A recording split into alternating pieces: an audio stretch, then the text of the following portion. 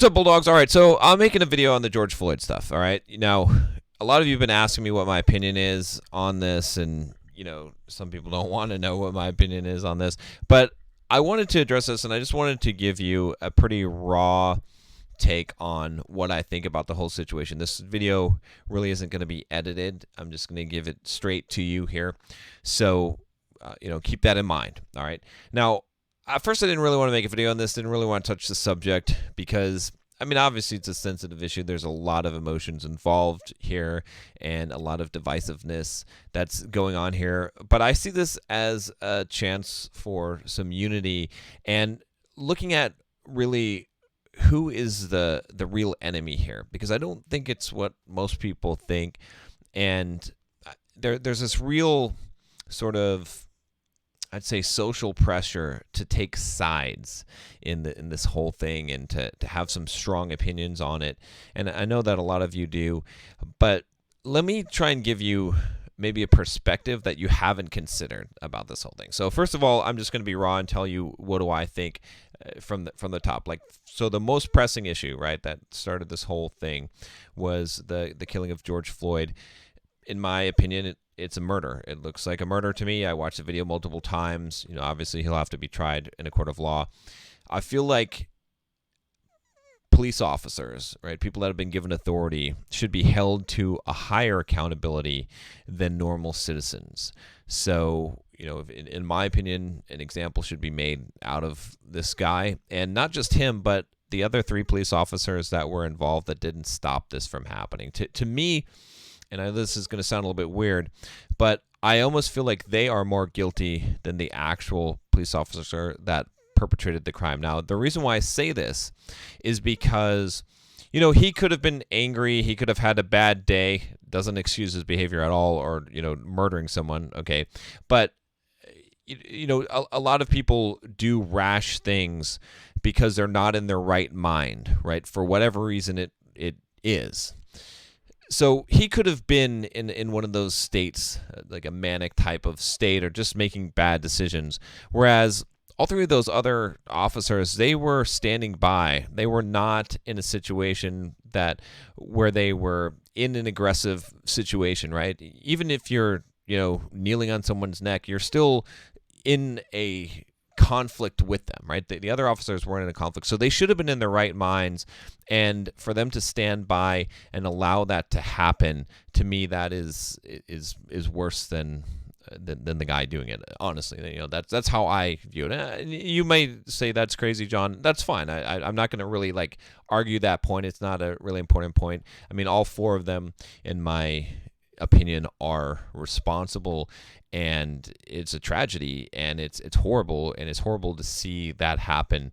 And I don't think there's very many people, if anyone, who doesn't agree, at least, that was some police brutality there, for sure. Now, I want to say that first because I want you to know where I stand on that, right? Obviously, I'm against it. Obviously, I think that's a problem. Do I think that it is racism?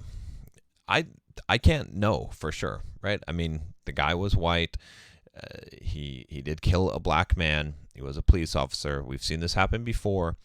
But it doesn't necessarily make it racism, right? We don't know why he did it, what he was thinking in his mind, if he would have done this to anyone. He seemed like a pretty big dick, right? The guy that was filming it was telling him, you're killing the guy, and he was just, and that might have made him be more adamant about, sticking to his stance of what he was doing. I don't know. But I'm not going to jump right ahead and say that it's racism, okay? And one of the reasons why is because there's a big division that's happening. And I would say that most of this is orchestrated by the mainstream media, that social justice warriors are trying to create this division. If you've ever seen the videos on the Evergreen College, I had Benjamin Boyce on here. You should definitely check out those videos. But there's definitely an orchestrated effort to create division, and it exists on both sides, right? I had, what's his name, DC Drano on here, and I like his Instagram page, but sometimes some of the stuff that he posts, honestly, is a little bit, cheerleading for Trump. in the sense that it's very authoritarian, okay, and it creates division as well, right? Making fun of all these people, while it's funny and things like that, it does create some amount of division as well, right? And that's not what I'm about. I don't really like that. I agree with, if you wanted to classify me politically, I'm pretty clearly libertarian, all right? And I know a lot of people don't really understand what libertarian is. I would recommend the book For a New Liberty. Okay, I'll put a link below, and you can check that out to get a good understanding of it. There's a lot of books that you can read on the subject. But to give you the short answer of what it is and what it means to me, my highest value, as a lot of you know, is freedom. And for a lot of you, that should be your highest value in life. It should be one of your highest values. Let me put it that way. And the reason why I'm libertarian in that perspective is because I want as much civil liberties and freedom for people as possible, right? We do live in society. We do have certain norms and social responsibilities that we have to, just to cooperate amongst each other. We can't have anarchy and chaos. But I'm in favor of civil liberty. I'm in favor of freedom as much as possible, and private ownership of property, that I should have my property rights. No one should infringe on my personal rights as a human being or my rights to my property, which would infringe on my personal rights, okay? So I want to lay some framework here, and I'm going to get into the details here, okay? But I want you to understand that. Now, as far as things like Black Lives Matter, I've actually become more sympathetic to the cause since some of this has happened, and I've seen some of the good coming out of some of the people there. But in general, I'm against the idea and the movement, and I'll tell you why. Okay, and I know a lot of you aren't going to like it. It's fine. But the reason why is because a lot of it operates under social pressures. And social pressures, while they're not government-restricted freedoms, they are restrictions of freedoms. They do force people to make choices, and sometimes those choices have high social consequences, right? So, for example, the other day there was this blackout on Instagram where you'd post just a black picture on your Instagram feed and be silent. And while that might seem like a good idea in supporting a cause and supporting protesters and whatnot, a lot of people were doing that thinking they're doing something good, and they were sort of bullied into it. Because when a lot of people start doing this, right, and I didn't do this, it's sort of pressure. And a lot of people start saying, oh, well, if you're not doing this, then you must be racist. And I cannot agree with any of those type of classifications, right? One of the biggest problems that we have, and one of the issues with this, and on both sides of it, is this idea of collectivism instead of individuals, right? And when we group people by race, by religion, whatever category, when we group them into these group politics and identities, we take away humanity from people, and we take away responsibility. Right? We are all responsible, right? I, as a person, do not want to be responsible for potentially some racist or some racist cops. That's not my responsibility. I did not cause that. I have no control over that. I have responsibility over me, whether I am racist, whether I treat people poorly or differently based on their sex or religion or race, right? I'll also talk about race briefly. Okay, again, this is going to be a fairly long video, but I think this is important. I don't believe in race. I don't believe there's such a thing as race. And I know a lot of people say, oh, that's kind of a crazy argument as well. We have DNA tests and all of these things.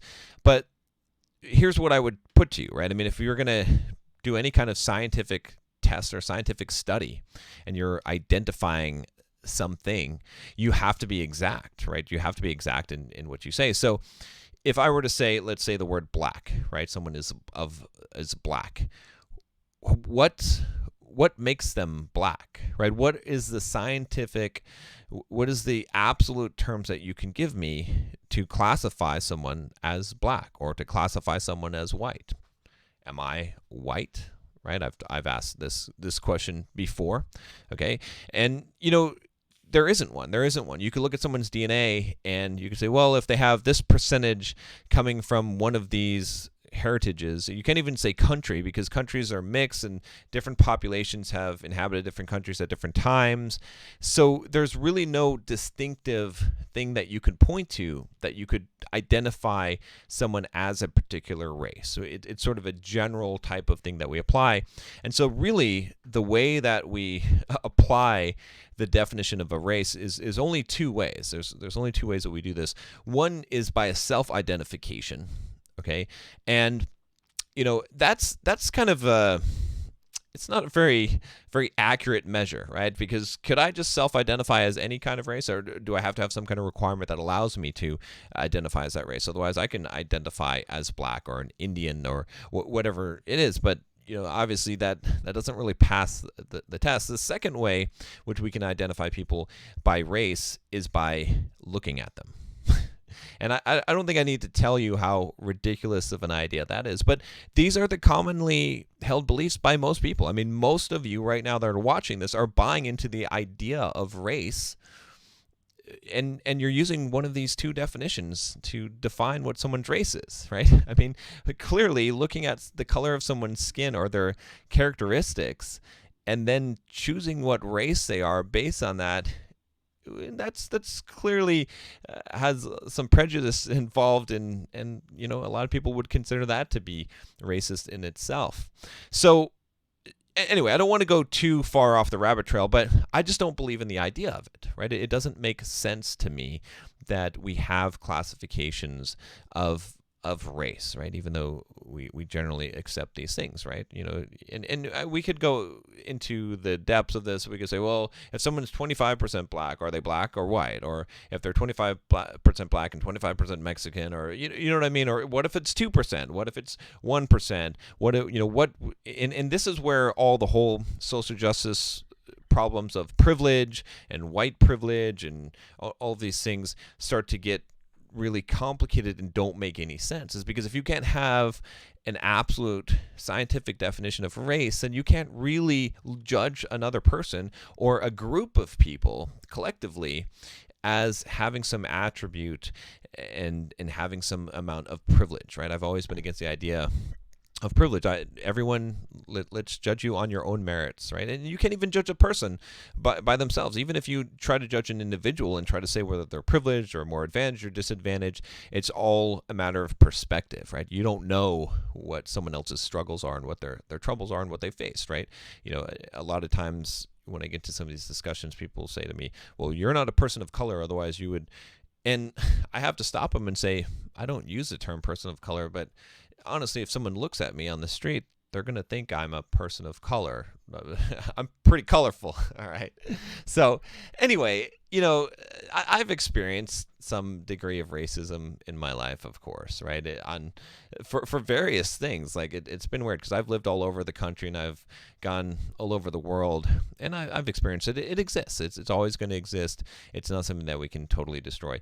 But I don't believe that it's systematic, and I don't believe it's institutionalized, right? I think there are some biases, and there's going to be some racist people, and there's going to be some racist cops. Now, before you get too upset about that, because I know a lot of you disagree with that, that's fine, right? We're having a discussion. Having a discussion is important, right? And that, again, that's another reason why I would say that, the Black Lives Matter thing it's not really about having a discussion, though, right? It's about just forcing one viewpoint on everyone else, and that's what I don't like about it. Now, with that said, and I'm going to get into some more juicy stuff here, but I'm in support of the protesters that are protesting what they believe is a racial problem. I disagree.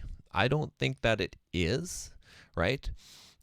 But I don't have their exact perspective. And regardless, I am in agreement with them protesting that and trying to make a change and to bring some awareness to the issue and making a big deal out of what really looks like a really bad situation where it looks like it's inspired by racism that this white cop killed this black man. All right, and there were some other incidents that happened pretty recently that also were pretty troubling. Now, I will say this, is that it is sort of cherry picking, right? I mean, how many homicides are happening every day in the country? and how many of them are racially involved, and how many police brutality cases, right? This one got the highlight because it happened to be caught on video, and the media happened to pick it up and to really magnify this. But I remember just seeing a few weeks ago where a SWAT team went in and killed a black woman nurse while she was sleeping because of suspecting of having illegal guns. And then also at the exact same time, or right around that same time, seeing the same thing happen to, I believe it was an Asian male. Okay, and then I know I'm using racial terms now, but it's just to clarify this because that's what other people had said. But anyway, so those incidents happened, but they didn't get magnified in that case. This one, I mean, this was pretty extreme, and I understand why it would be more magnified. So I'm empathetic with the people that are protesting, and I believe that they believe that they are right, and I am empathetic with their civil liberties, their right to do this, right? And that they should be able to do this. Now, let's get into some of the more juicy side of this, okay?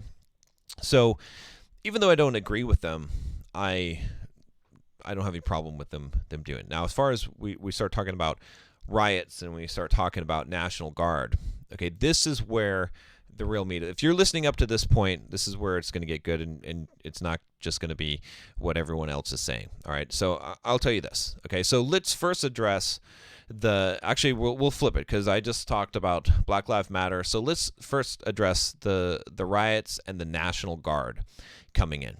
I watched a video of the National Guard coming in and implementing a curfew and telling people to get in their homes and then shooting them with paintball guns.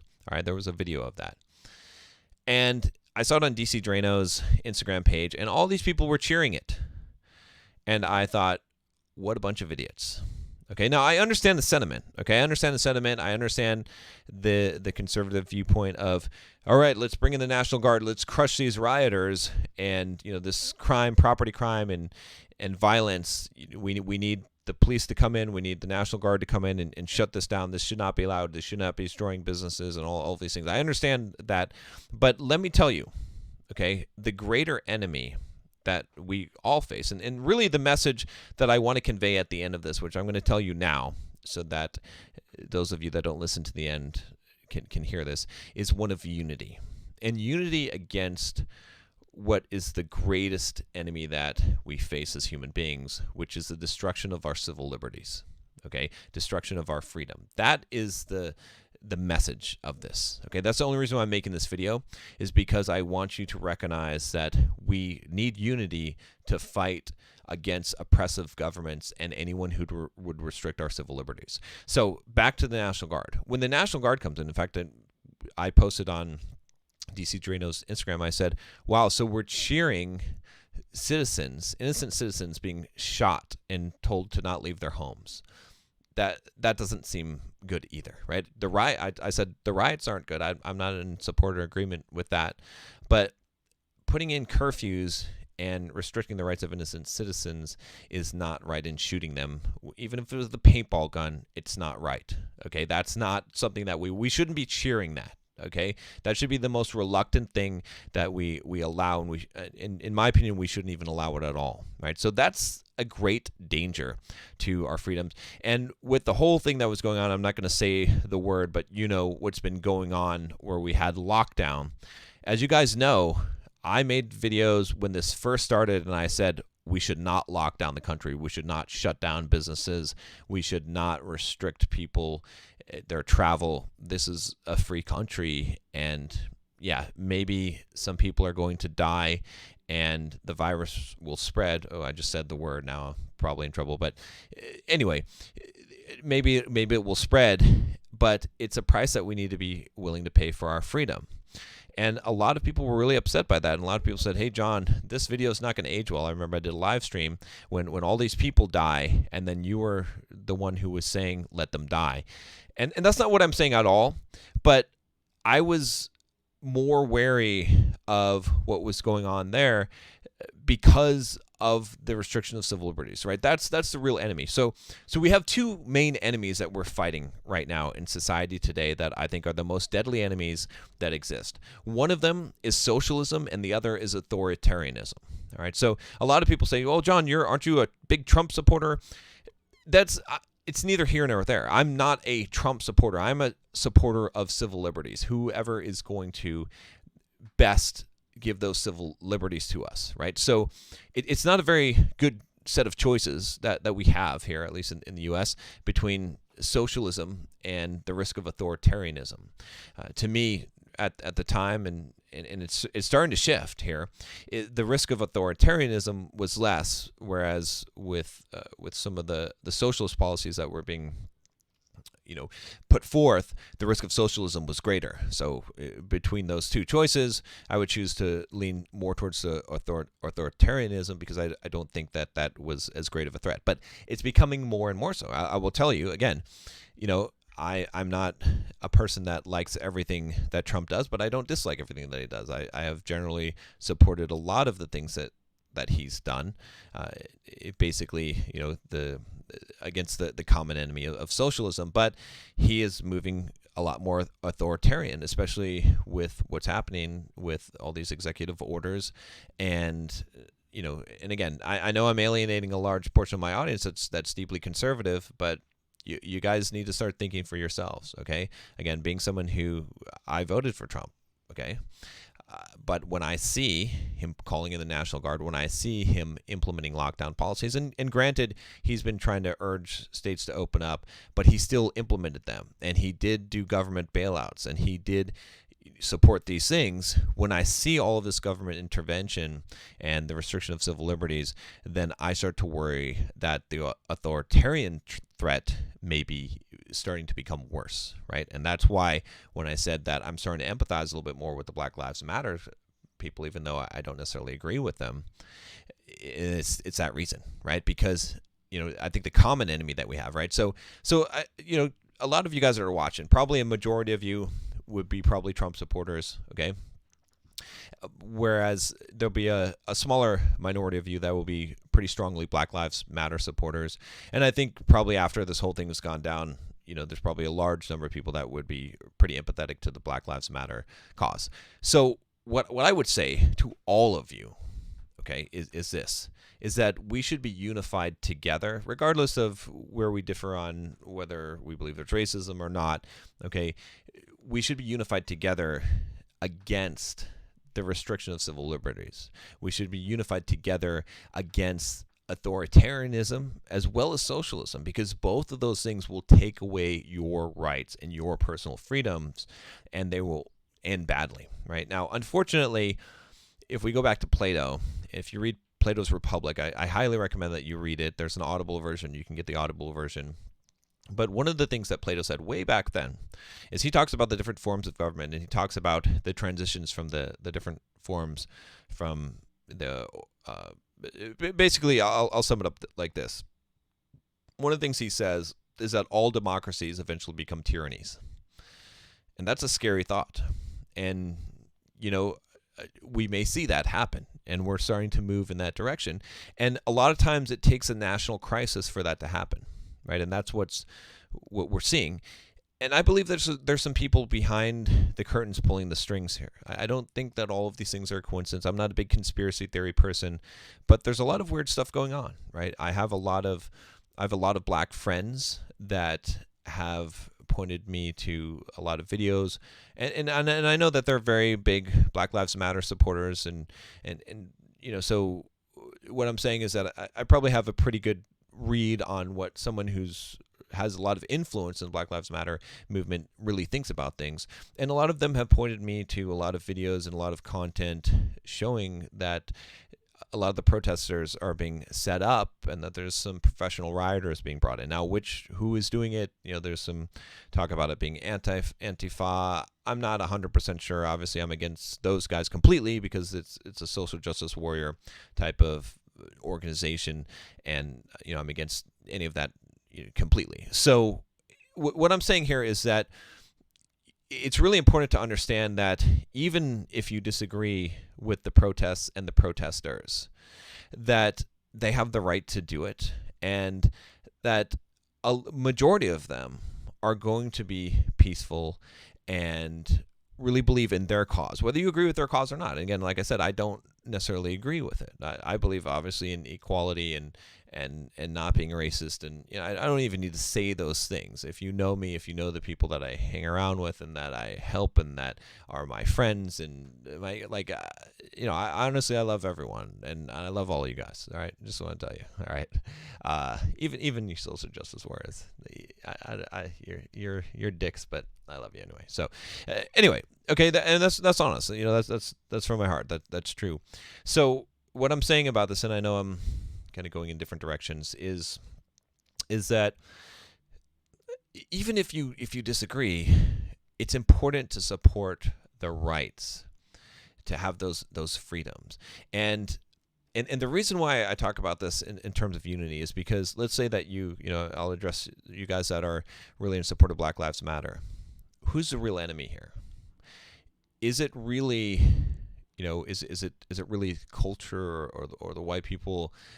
Or is the real enemy government oppression, right? Police brutality. Police brutality is something that we're all facing. It is increasing. It's bad, okay? There's too much power. We don't want to become a police state, right? Police should be bringing people to justice where the courts give them the justice. Police should not be bringing the justice to the people. Does that make sense? Okay? And unfortunately, with the lack of accountability and the amount of power that we've given police, we've given them the power in many cases to bring the justice to the people, which is not their job because they're not the arbiters of justice. And that's a problem. And when you look at the restrictions that happened with the lockdown, it was a problem. And I think there's a lot of great police officers. I know a lot of police officers, and I know many of them, their hearts are in the right place and they're trying to do a good job, but they've been given too much power. And so we as citizens have to take that power. There's also some important lessons here. Again, I know this is going to be a long video, but there's some really important observations that you can see here, which is that we as people have the ability to override the government. Look at how many of the lockdown type of ridiculous mandates and laws that people are just rejecting, and they can't enforce it, or even with the curfews and the protests. Good luck enforcing that again, right? Unless you're going to bring in the National Guard. And, I think it's worth addressing as well. There's so many threads to address here, but the whole thing about the rioting, right? And the violence and destruction of property. What do you do about that? Well, I would rather not see the police and National Guard and the military taking care of the rioters. I know a lot of you would want to see that, and you're like, well, wait a minute. How do we, should we just let criminals run rampant, right? I like the idea of individual citizens showing up on their blocks with guns and saying, hey, that's not going to happen here. I like the idea of us defending ourselves. Now, obviously we have police and we have National Guard and we have, those systems. And in a libertarian society, you wouldn't have those. You would just have hired security, private security, and they would do a lot better job. But because we have those resources, obviously to some degree, police have to stop rioters, have to stop the crimes, but it should be dealt with on an individual basis and with as little force as possible. I know a lot of you are sitting here right now and you're like, no, they should just shoot those rioters. And I kind of had that feeling myself. I have to admit, right? I really wanted the people that were looting and stealing stuff and damaging property and being violent to be shot. But that's also not right, because the police should be bringing them to justice on an individual basis, dealing with them individually with as little force as possible, so that the law, so that our justice systems can deal with those people and deal with them fairly. And that's and the reason why is because of the protection, because the most important right we have is our freedom. The most important thing we have is our freedom and our civil liberties. And to infringe on those, right, to oppress people with governmental power, with force, we want to avoid that as much as possible. Now, granted, I'm not an idiot. I know that if a person is attacking a police officer, that the police officer needs to respond to defend himself and defend other people. And that is 100% correct, right? There are times when violence is appropriate and necessary. And even in perhaps overturning corrupt governments, in some cases, I wouldn't say looting is appropriate response, but in some cases rioting may be an appropriate response to start a revolution and to overthrow a government. But it carries some serious consequences. Creating a war, a civil war, where many, many people will die, it should not be taken lightly. It should really be a seriously oppressive government and some real serious problems. And I would say, again, that just one incident that's happened does not justify that. That's not enough of a justification for all-out war and this level of violence. So that's where I stand on all of this stuff. Some of you're going to unsubscribe. You're going to be like, John, you're going to disagree. There a lot of things I've said, right? I'm pretty much, the way I would describe it is I'm pissing off everyone, right, to some degree, because I'm not on your side. I'm not on this side or that side. And everyone wants, there's this real big pressure right now for, if you're not for us, you're against us.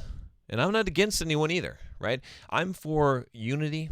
I'm for us working together, for us loving each other, and despite our differences, for civil discourse and for our civil liberties and freedoms, and for everyone to have those freedoms, whether I disagree with you or I think you're an asshole or not, okay? And there's plenty of things I disagree with, all right, at a personal level. But yeah, so a lot of you will unsubscribe. That's fine. That's cool.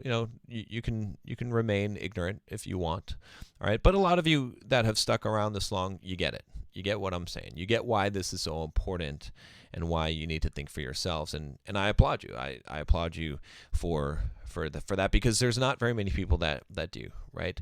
We are in the minority. Most people are going to take sides and vilify the other side, and that's not the true narrative. It's not true. Not all police officers are racist. Not all police officers are brutal or are corrupt. Not all rioters or protesters are evil and bad. Okay, people are in general doing the things that they believe are right, and they might not be right, but we want to give them as much latitude to do what they think is right as possible without infringing upon the rights of others.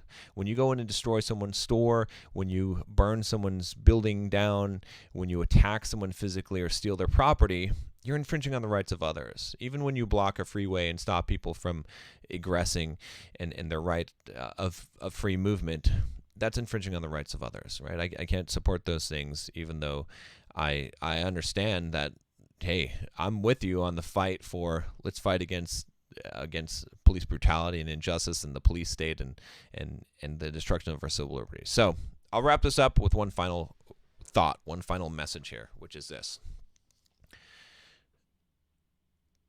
Think about how to unify. Think about, this is a good opportunity here. Okay, this is a good opportunity for people who I'd classify on both sides of this, right? We could say the liberals and conservatives, or we could say, however you want to classify people. The people that are more sympathetic towards the protests and the Black Lives Matter movement versus the people that are more sympathetic to the businesses and shop owners and let's say Trump supporters, okay, that are more on the conservative side, all right?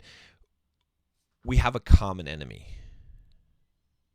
The common enemy is the overstepping of governmental authority. No one wants to be oppressed by the government. No one wants to have police brutality done to them or anyone else. No one wants to have to be forced into their house in a curfew, right? I mean, yeah, there's plenty of people that will trade that freedom in order to have safety, but no one wants that to happen. No one wants to be held in their home and be told that they can't go out or have their rights restricted or they can't operate a business. Okay, so there's a good opportunity here for us to meet on both sides and to say, hey, let's fight against these things. Let's change the government. Let's make it so that there's not so much laws. There's not so much police state, so that there's not so much trampling of civil liberties, so that people are free to do what they want to do as long as they're not hurting anyone else, as long as they're not committing a crime, taking someone else's rights away or destroying their property. That's That's the message that I would give you. And then the second one I would give you is this: learn to think for yourself. With everything going on, I see just people just parroting what they see, jumping on causes. When I saw the whole blackout thing on Instagram, I thought, this is ridiculous. What is this doing? What is this proving? And when you go to the page of the Black Lives Matter, the main page, I see blatant racism against white people there. Okay? Again, I don't know what I am. I don't know how you want to classify me, but I see it. And I don't like it. I don't like that. That's not cool either, right? This isn't, there's a pressure to conform to this, to feel like you're not that you are a racist if you're not anti-racist, right? In the sense that other people are telling you. Use your own brain, use your own mind. Don't worry what other people think of you, right? But again, don't get caught up into the ideological politics of left versus right and one side versus another side. Think about humanity and humans, and try to love someone. Right? I feel like the winner, who's the winner out of all of this? All right, the best images coming out of this is there's this black guy with this shirt that says "free hugs," and you've seen probably some images like that, and he's hugging the police officer, and there's he's got it right. That's the one guy who's got it right. Right? He's got it right. He's got it figured out, right? We could all learn a lesson from that guy. So, all right, guys, hopefully you found this useful. Let me know what you think about this. I know this is a fairly long rant, but I've tried to be as honest with you as possible. I know that a lot of the opinions that I'm expressing here aren't going to be popular ones, but I got to tell you what I think about this and do it in a way that I feel like would actually be constructive rather than destructive. There's a lot of rage. There's a lot of emotion right now. There's a lot of people angry. Some of it's justified. Some of it's not.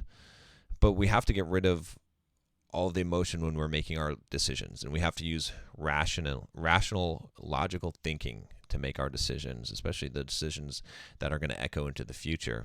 And that's what I would urge you to do. I would urge you to not jump on the bandwagon on either side.